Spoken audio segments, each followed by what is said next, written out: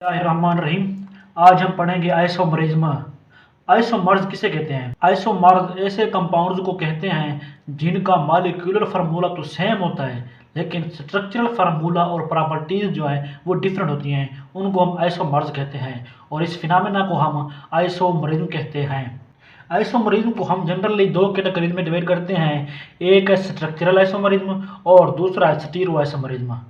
Stereo isomerism में फिर दो आ जाती हैं, एक है ज्योमेट्रिक आइसोमरिज्म और एक है ऑप्टिकल आइसोमरिज्म। स्ट्रक्चरल आइसोमरिज्म में पांच आ जाते हैं, chain isomerism, position isomerism, functional group isomerism, metamerism और टाटोमरिज्म। स्ट्रक्चरल आइसोमरिज्म में हम पढ़ेंगे सबसे पहले चेन आइसोमरिज्म।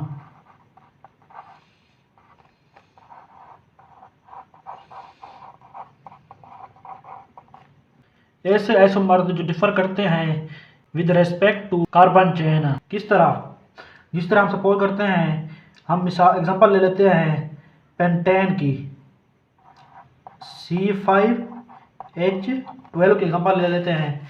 इसमें देखें, एक हो गया एन पेंटेन,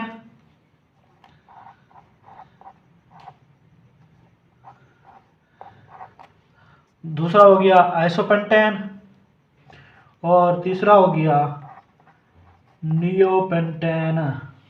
अब यहाँ पर देखें, यहाँ पर कार्बन चेन में 1 2 3 4 5 कार्बन से, यहाँ पर देखें चेन है वहाँ पर 1 2 3 4 कार्बन हैं। यहाँ पर देखें 1 2 3, तो हम कह सकते हैं जो पेंटेन है उसके 3 चेन आइसोमर्स हैं।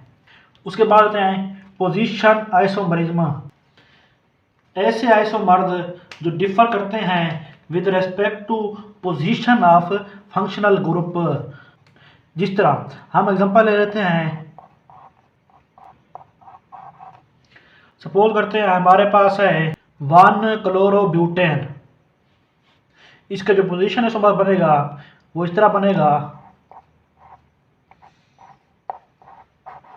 अब यहाँ पर देखें, चेन जो है, चेन लेंथ जो है, कार्बन चेन की जो लेंथ है वो सेम रहती है। यहाँ पर भी चेन में 4 कार्बन है, ठीक है, लेकिन जो पोजीशन है फंक्शनल ग्रुप की, यहाँ पर 1 क्लोरो था, यहाँ पर 2 क्लोरोब्यूटेन है।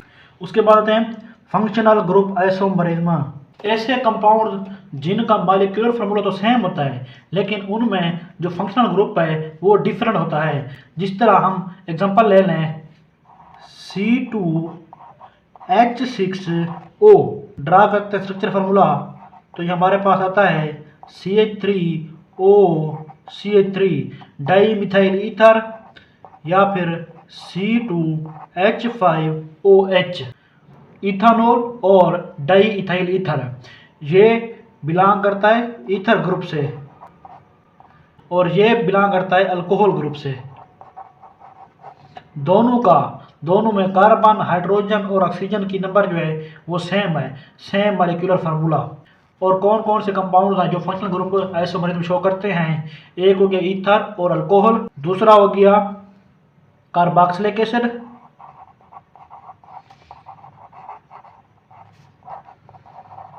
और ईस्टर,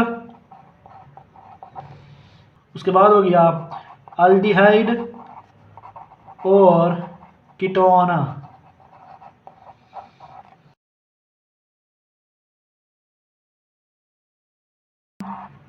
अब आते हैं मेटामरिज्म। मेटामरिज्म क्या है? मेटामरिज्म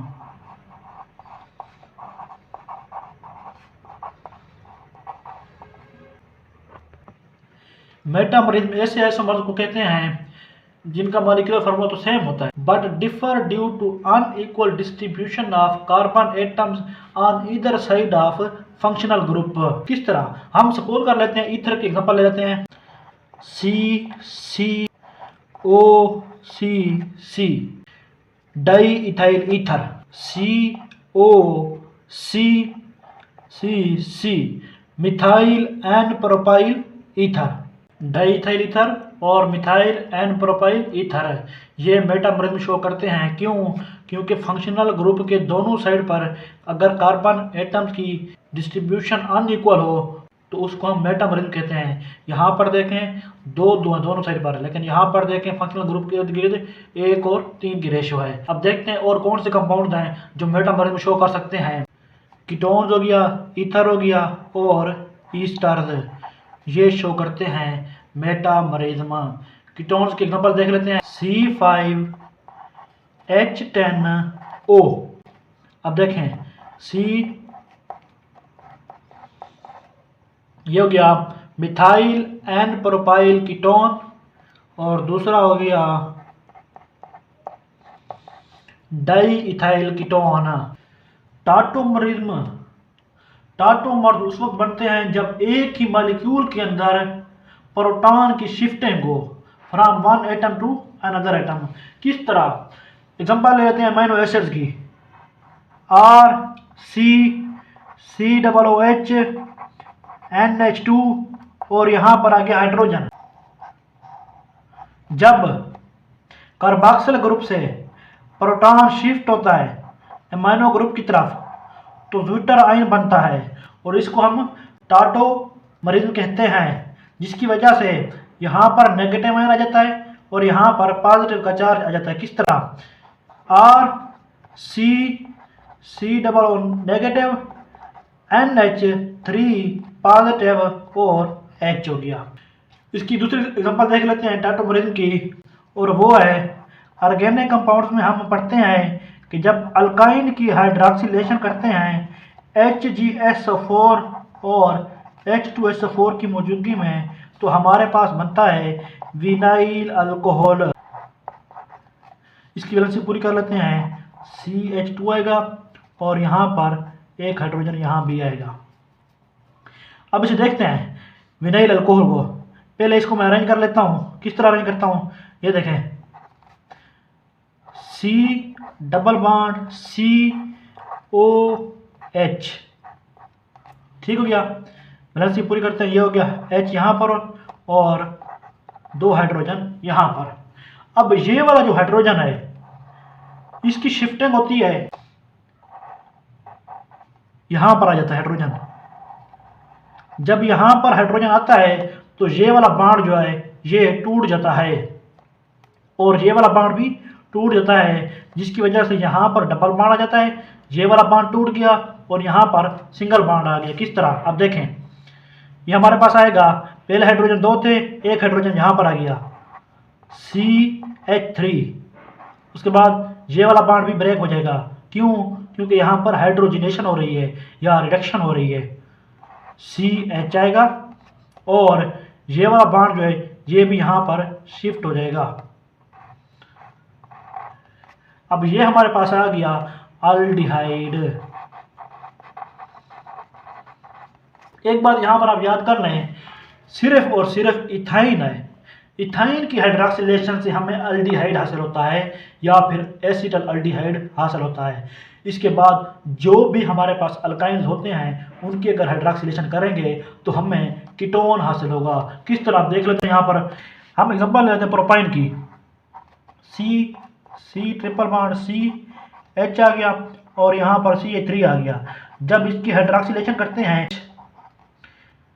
करते हैं HgSO4 और H2SO4 की मौजूदगी में तो मार्कोनी कुव्स रूल के मुताबिक जो नेगेटिव आयन है, यहाँ पर H पॉजिटिव आयन और OH नेगेटिव आयन है ना, तो हाइड्रॉक्सिल आयन उस कार्बन के साथ जाएगा जिस कार्बन के पास हाइड्रोजन कम होंगे। एक कार्बन ये है, एक कार्बन ये है, बॉन्ड ये ब्रेक हो रहा है, ट्रिपल बॉन्ड, तो इसलिए या फिर यहाँ पर जाएगा हाइड्रॉक्सिल ग्रुप या यहाँ पर जाएगा। मार्कोनी कुव्स रूल के मुताबिक हाइड्रॉक्सिल आयन यहाँ पर आएगा। क्यों? इसमें कार्बन के साथ हाइड्रोजन कम है। अब देखें CH3 हो गया, COH, पहले 3 बॉन्ड थे, एक बॉन्ड ब्रेक हो गया और यहाँ पर हाइड्रोजन एक इंक्रीज हो जाएगा। वही मेटामरिज्म, प्रोटॉन की शिफ्टिंग होती है। किस तरह होती है ये देखें।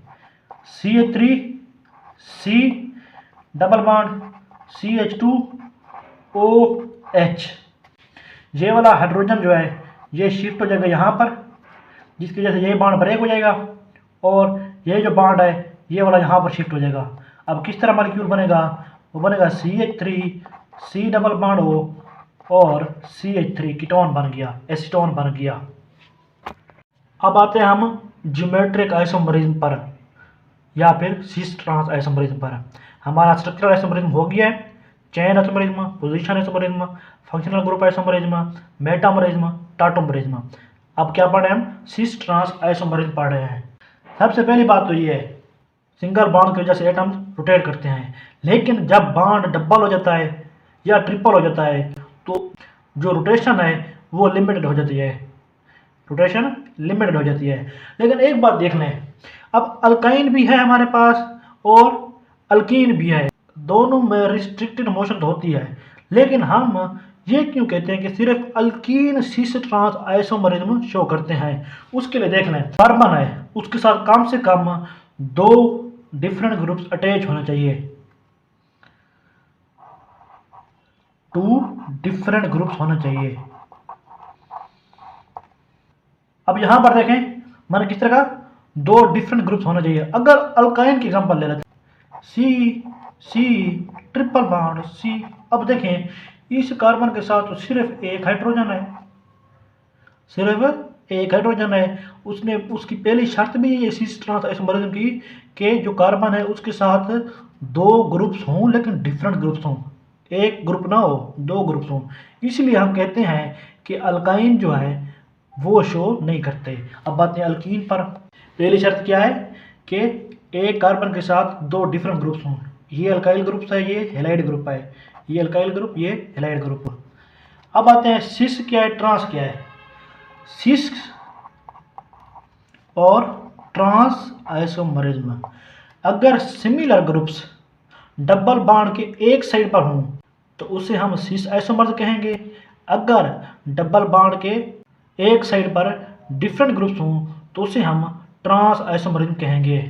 किस तरह, अब ये देखें ये डबल बॉन्ड बन रहा है, इसके एक साइड पर हो गए हेलोजन ग्रुप, इसकी दूसरी साइड पर हो गए अल्काइल ग्रुप्स, इसलिए इसको हम कहेंगे सिस आइसोमर्स हो गया। अगर तो सपोज हमारे पास इस तरह होता, CH3 यहाँ पर, CH3 यहाँ पर क्लोरीन और यहाँ पर ब्रोमीन। अब देखें एक साइड पर डिफरेंट ग्रुप्स हैं, ठीक है, यहाँ भी डिफरेंट ग्रुप्स हैं, इसलिए इसको हम कहेंगे ट्रांस आइसोमर्स। इसकी और एग्जांपल देख लेते हैं, और वो कौन सी है, वो है एक है फ्यूमेरिक एसिड और एक है मेलिक एसिड। जो फ्यूमेरिक एसिड है वो ट्रांस आइसोमरिज्म शो करता है, फ्यूमेरिक एसिड, और जो मेलिक एसिड है वो सिस आइसोमर्स शो करता है। किस तरह, अब देखें C डबल बॉन्ड COH आ गया, यहाँ भी C डबल OH आ गया, यहाँ पर CH3 और यहाँ पर CH3 आ गया। ये हो गया मेलिक एसिड। अगर फ्यूमेरिक एसिड की बात करेंगे वो ट्रांस है तो उसके लिए देखें C डबल OH, यहाँ पर CH3 और यहाँ पर भी CH3 हो गया। जो ट्रांस आइसोमरिज्म है, जो ट्रांस आइसोमर्स हैं वहाँ पर पैकिंग जो है वो क्लोज होती है, टाइटली पैक्ड होते हैं, जिसकी वजह से इनके मेल्टिंग पॉइंट हाई होते हैं। लेकिन यहाँ पर सिस आइसोमर्स में इनकी पैकिंग लूज होती है, जिसकी वजह से इनके मेल्टिंग पॉइंट लो होते हैं। लेकिन सिस आइसोमर्स में अट्रैक्टिव फोर्सेस ज़्यादा होती है। सिस आइसोमर्स में पैकिंग लूज है लेकिन अट्रैक्टिव फोर्सेस ज़्यादा हैं, जिसकी वजह से इनके बॉइलिंग पॉइंट ज़्यादा होते हैं। यहाँ पर ट्रांस आइसोमर्स में इनके बॉइलिंग पॉइंट क्यों कम होते हैं, क्योंकि इनमें अट्रैक्टिव फोर्सेस जो हैं वो वीक होती हैं। अब आते हैं कुछ क्वेश्चन पर। सबसे पहला question, number of isomers of pentane are 3, 4, 5, 6। इसको सॉल्व करते हैं। ये देखें, अगर नंबर ऑफ कार्बन 4 से 7 हो तो उसके लिए जो फार्मूला बनता है वो हमारे पास आता है 2n-4 + 1। अगर नंबर ऑफ कार्बन एटम 8 हो जाएं तो उसके लिए फार्मूला हमारे पास आता है 2n-4 + 2। अगर तो ये 9, 2 2n-4 प्लस 3। अगर तो नंबर ऑफ कार्बन आइटम 10, जिस तरह ये हो गया नोनेन, ये हो गया डिकेन। तो डिकेन के केस में हमारे पास 2n-4 प्लस 1 प्लस n। अब n क्या है? n है नंबर ऑफ कार्बन आइटम। हम सपोज करते हैं इसकी एग्जांपल ले लेते हैं डिकेन की। 2 इंटू n-4 प्लस 1 प्लस 10। अब ये आएगा 2 की पावर 6 प्लस 1 प्लस 10। 2 की पावर 6 से क्या मुराद है? इसका मतलब ये है कि 2 6 दफ़ा मल्टीप्लाई हो रहा है। 1 2 3 4 5 और 6। 2 मल्टीप्लाई बाई 2 4, 8 16 32 और 64 हो गया। 64 प्लस 1 प्लस 10, ये हमारे पास आ गया 75। अब आते हैं 9। अगर 9 हो तो उसके लिए भी वही फार्मूला इस्तेमाल करेंगे। 2 इंटू 9-4 प्लस 3, ये हमारे पास आएगा 2 की पावर 5 प्लस 3। 2 की पावर 5 जो है वो 32 के बराबर होता है। 32 प्लस 3 इज इक्वल टू 35 हो गया। अब इस तरह आपने ये करना है 2 इंटू 8-4 प्लस 2, 2 की पावर 4 प्लस 2, ये होता है 16, 2 की पावर 4 और प्लस 2 18 हो गया। इसी तरह अब हम कर लेते हैं पेंटेन का। 2 इंटू 5-4 प्लस 1 करना है हमने, तो ये कितना आएगा? 2 की पावर 1 प्लस 1, ये आएगा 3। इसका आंसर है 3। अगर नंबर ऑफ कार्बन इंक्रीज करते जाएंगे उसी हिसाब से नंबर ऑफ आइसोमर्स भी इंक्रीज करते जाएंगे। अगर हमारे पास नंबर ऑफ कार्बन इंक्रीज हो जाए 30 तक, 30 कार्बन वाले हाइड्रोकार्बन को हम कहते हैं ट्राई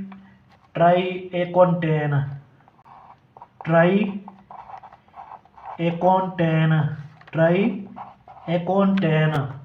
अगर नंबर ऑफ कार्बन 30 तक हो जाए तो उसके जो आइसोमर बनेंगे वो 4 बिलियन आइसोमर्स बनेंगे।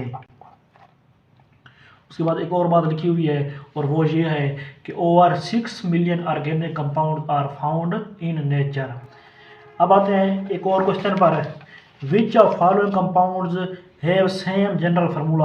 आपको कोई भी ऑप्शन दिए हुआ हो तो आपने देखना है कि उनमें से किस कंपाउंड के सेम जनरल फार्मूलाज होते हैं।